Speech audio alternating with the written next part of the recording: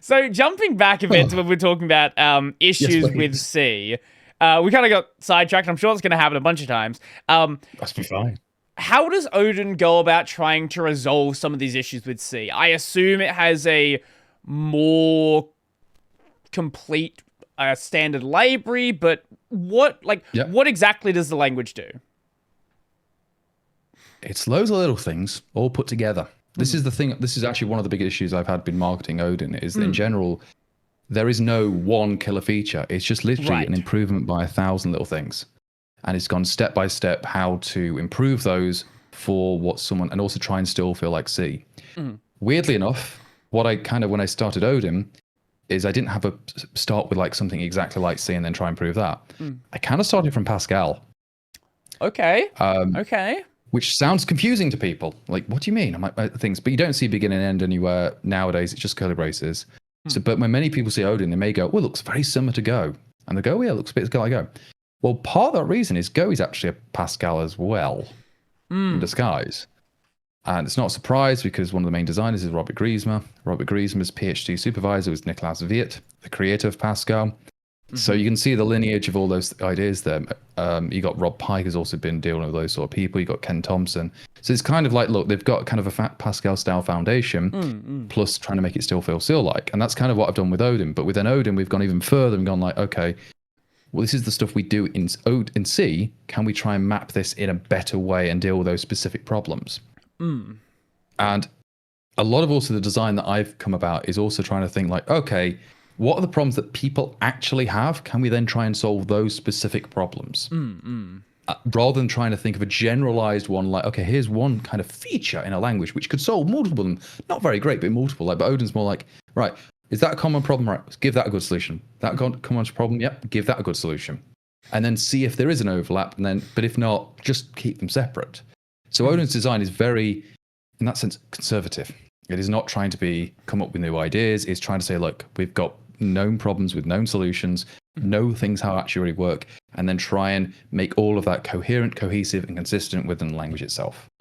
So again, nothing in Odin is that flashy in the slightest. And I think the newest ideas in there probably come from like 20 years ago. I know you put out a blog post like 2 years ago on marketing the Odin language, and Yes. I can see what you mean there, right? Like there are these languages. First one that comes to mind is something like V, for example, where Yes.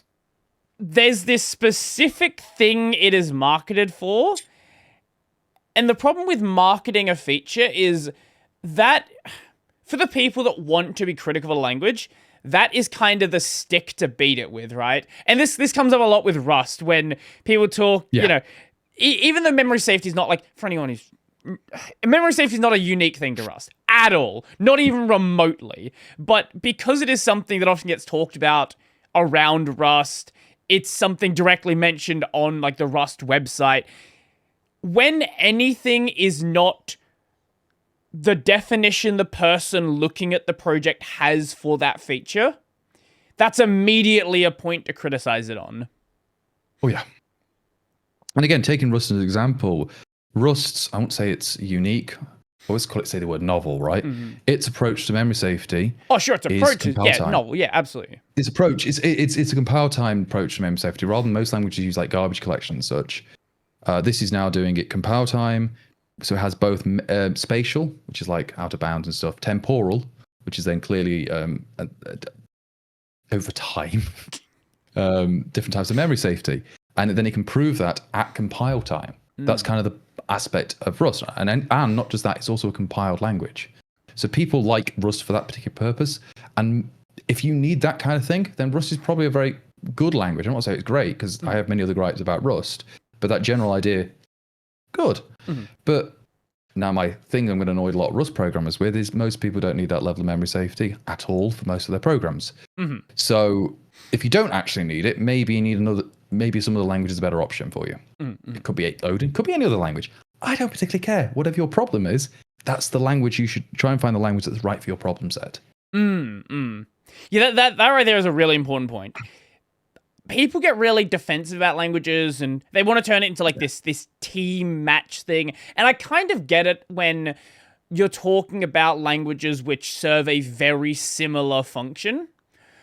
But at the end Yes. of the day, right? Like, at the end of the day, they're all Turing complete languages. You're gonna work out the problem in them anyway. Yes, some of them might be better at certain different things, but at that point, just test them. Like, do a small case, see what it's like. It may not even necessarily be the performance of the language. See which one you just feel more comfortable writing. Like, what feels better to you?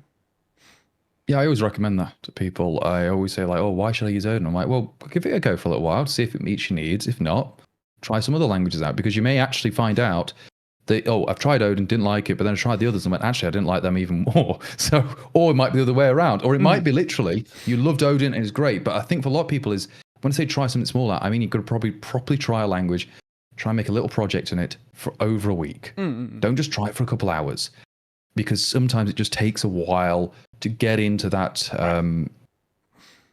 groove of figuring out, like, oh, do I like this or do I not?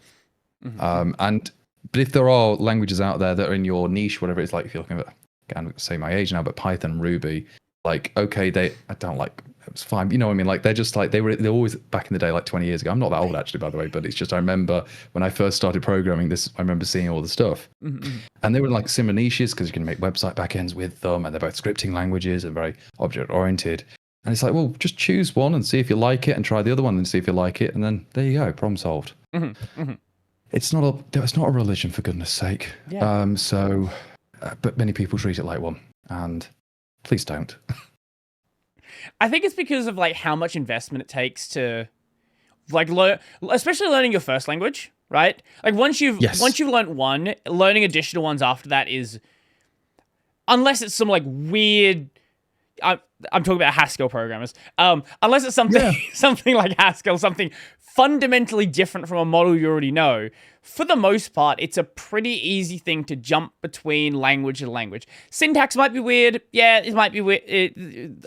Sure, absolutely. But the fundamental programming concept, this goes back to what we were saying before. This is why it's important to understand how things work, because when you understand those lower level concepts, you can apply those ideas to any other language with relative ease. Yeah. But again, it's as you're saying, like, if you know one imperative language, like an imperative procedural language, you can kind of understand the way of thinking in that other language. Not fully, because to master any language, like, okay, how do I put this? Dutch and German may be very similar languages, but they're not actually the same language. So it's very much like you have to kind of like, okay, how does it work in this language? Right. But again, as you're saying, something like Haskell, it's a very good example of language which you have to think differently with it. Now, I wouldn't necessarily recommend that one myself, but maybe something like, I don't know, I'm trying to think, OCaml might be a good example for someone to try something of that realm, like an ML language, in that way you can just think of a different way of thinking. And you may learn, again, different ways of thinking that you can actually apply to other languages, and you may even prefer that stuff. Again, I recommend people trying different styles, different languages. Like, again, try C, try something like OCaml, try something like, again, an SQL language, try something like, I know, an APL of some sort. Yeah, there's so many different things away, but again, once you do different ways, you actually start thinking differently about how problem solve fundamentally. Yeah. But yeah, as you say, if it's within the same area, you can, I'm not saying you can easily go between the different languages, but you get the general gist, and you can probably learn it quicker